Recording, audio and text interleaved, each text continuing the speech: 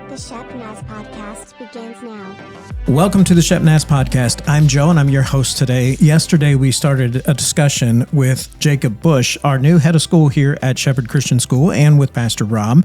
We're back at it again today, and if you missed yesterday's episode, we encourage you to go back there and listen to that. You'll find out a little bit about his personal background and some of his professional experience, but we're going to get a little more into maybe why did he come to Celeryville Christian at this time.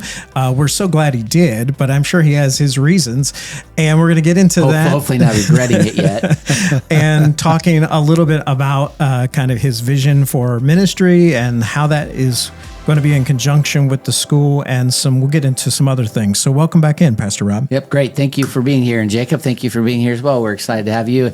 As you said, we learned a little bit about your personal life yesterday, and married to Rachel, and you have 4 girls. So here's a guy living with 5 girls. And so, we'll just keep praying for you anyway. But beyond that, so no, it's probably great, actually. I'm sure that it is.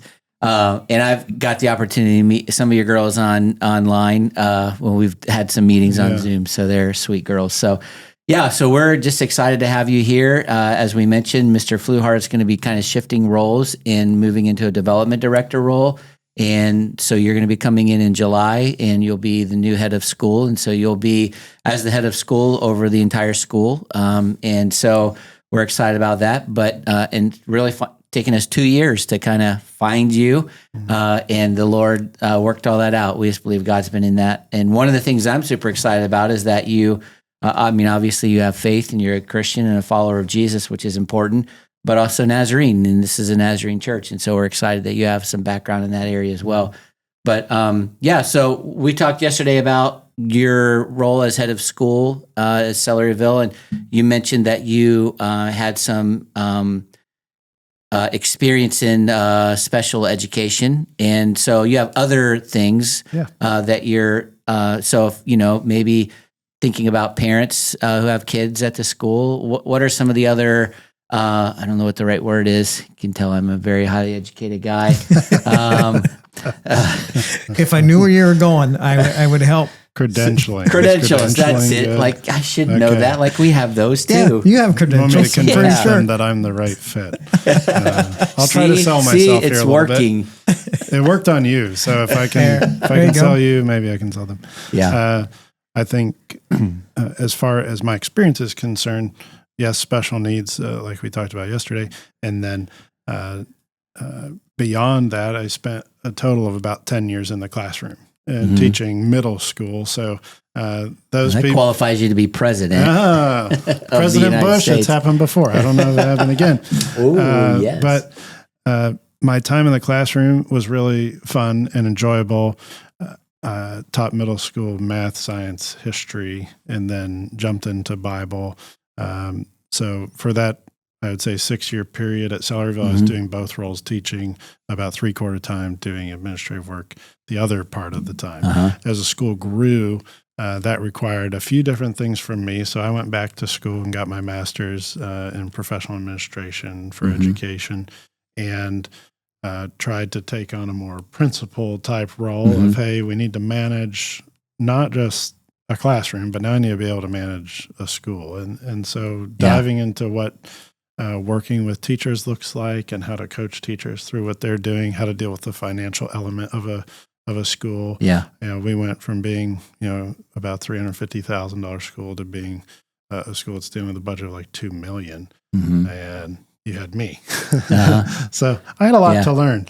School law, things like that we really need to go back and understand so that we could make a school function. And so I think that's one thing that people don't give a lot of thought to, and I have a lot of respect for, is that people go into education because they care about kids. They want to be they want to teach, they want to have those connections. And then at some point in their careers, they may find that they're being drawn to the administrative side of it. But it's like, but what I was trained on was how to teach kids to read and write. That doesn't necessarily make me a business expert. It doesn't make me an HR manager. Yeah. And so you have to start taking on a lot more roles then. Yeah. Mm-hmm. And I think that's what we found is the more roles that were required of me, the less quality it became, right? You can't do everything well. So I had to let something go if I wanted the school to grow and work in the Lord's vision there. So I stepped out of the classroom, focused on administration, at which point we were able to start improving systems and bringing our teacher staff up in their quality and their training. So we invested heavily in professional development and tried to make them more effective at what they're doing. And that just brings the entire quality of the education and the experience up to a level that we would want it to be at. Private schooling, but Christian schooling in general has often got a bad rap with like, hey, we're going to sacrifice quality because we're giving you Jesus. And getting Jesus is of paramount importance in Christian education. Education is subordinate to that, in my opinion, but it's also still a very high priority for our families. Otherwise, they wouldn't send their kids here for school. Well, and it honors the Lord as well. I mean, absolutely. Excellence honors the Lord. So that's where I want to see excellence in both of those areas, and I think that can be done as long as we don't get our priorities mixed up. And so the school as a ministry of the church becomes another arm, and we talked about that at lunch yesterday, right? About that being something that we need to focus in on. This is an opportunity to engage our kids in Christian education as a whole, an opportunity to engage our kids on their faith, because this is when we're going to win them to the Lord. Yeah. So why wouldn't I spend 7.5 hours a day, curriculum, Christian staff, investing in their lives for them to see that this is the way you want to choose? And the more we do that, the more likely I think they're going to make that decision. So we get that opportunity in Christian education. I myself see that from an administrative perspective. I've moved more to that side, and knowing that I enjoy engaging adults and kids, absolutely. But I'm quite fond of the adult relationships that I have in our at Celeryville right now. I've hired all but one of the people that are in that organization right now, and I can tell you they're all passionate about what they do. So, and I enjoy being with them and challenging them and helping them be better at what they do. So that's what draws me to the administrative side. I got to fill in for a teacher who was on maternity leave for a little while. Another one of my staff members and I took over for about 6 to 8 weeks. And I loved being in the classroom in those few moments. I think that was God's gift to me. I knew I was leaving. And he said, here you go teach Bible for the high schoolers for a couple weeks. And at first I was like, I don't really have time for that. I don't want to do that, but I absolutely loved it. So foot in my mouth, I love being in the classroom too. And I think that's what excites me about being able to coach teachers. And I'm sure that was at least a little different experience for the students at that moment. When, typically, even though if you're the nicest principal on the planet, you're still the principal. So if you happen to walk into the classroom and like, oh, he's teaching the class now. So I may have surprised a few of them. But that had to feel good to be able to get back to kind of those grassroots. It's a nice experience to be able to have a memory of before you're moving on to the next part of your ministry. In the last 2 years, we've spent developing a leadership team, which is really the one major reason I was willing to come, is that I think our school at the moment is well poised to bring in new leadership and to have lots of operable systems and to have a solid ministry base, good staff, where I can say, now is a good time for us to transition. Now, it's not me. I think God designed that, not me. Right. But we did that purposefully, and I think that's even beyond the principal role, which is what we're talking about doing here at Shepherd, is to say, hey, now I get to shepherd principals to say, here's how you can do this work well, and here's I've had experience doing that, so I'm excited to work with the folks who are in those roles right now and make that really impactful. So, I think that's going to be great. Well, great. As you're kind of looking at, you had mentioned yesterday, you've had experience in public schools, you've had experience in Christian school, And certainly with your credentials, you could be getting a job anywhere to be either a principal or a head of school. Maybe.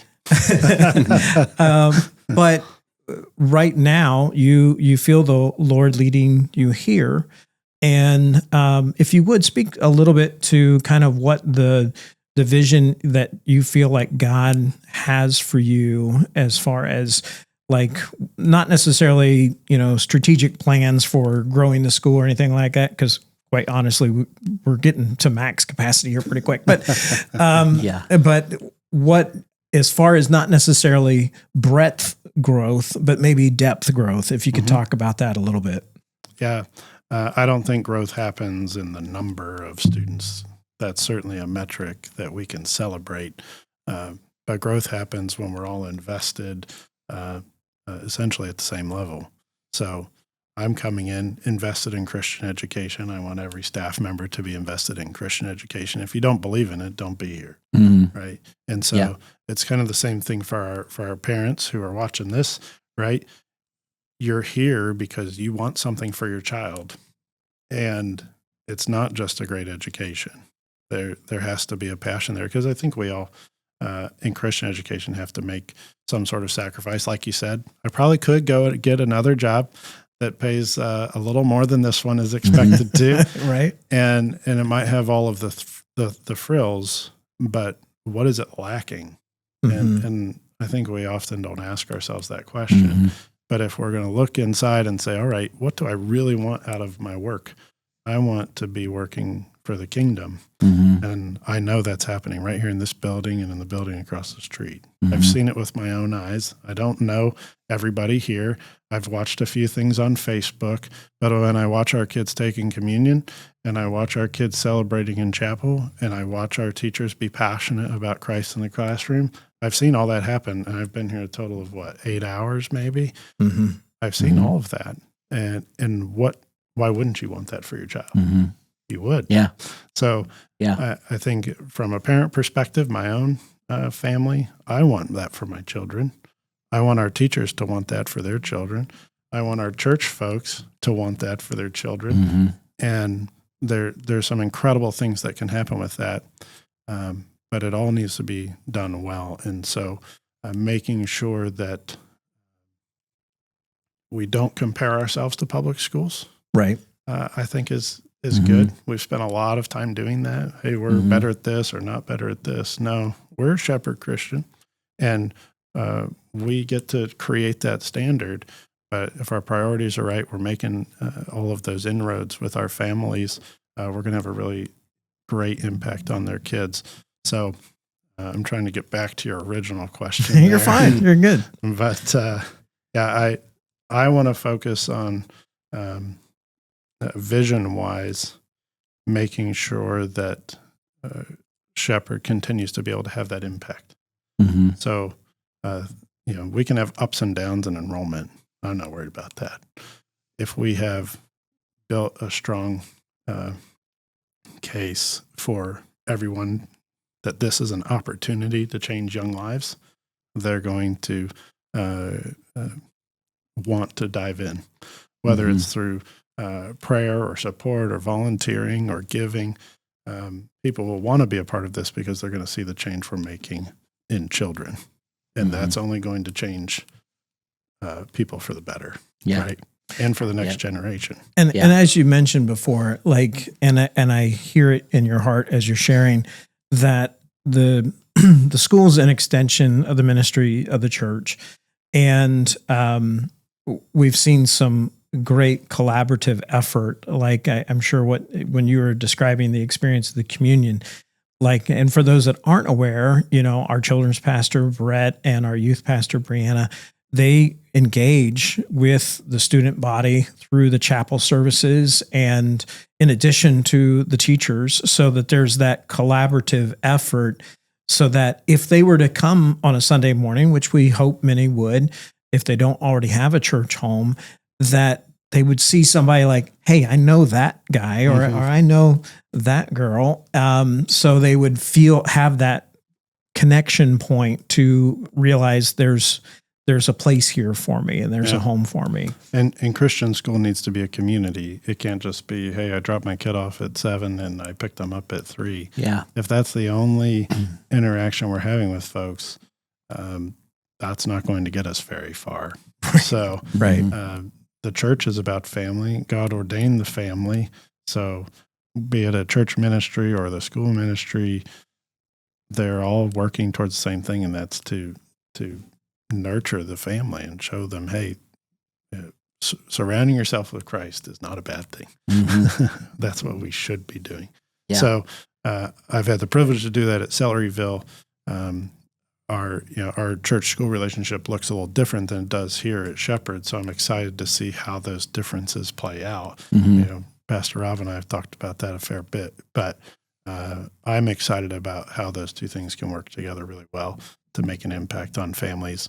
I don't have a lot to add to that because I don't. Yeah, right. I don't know how he's going to do.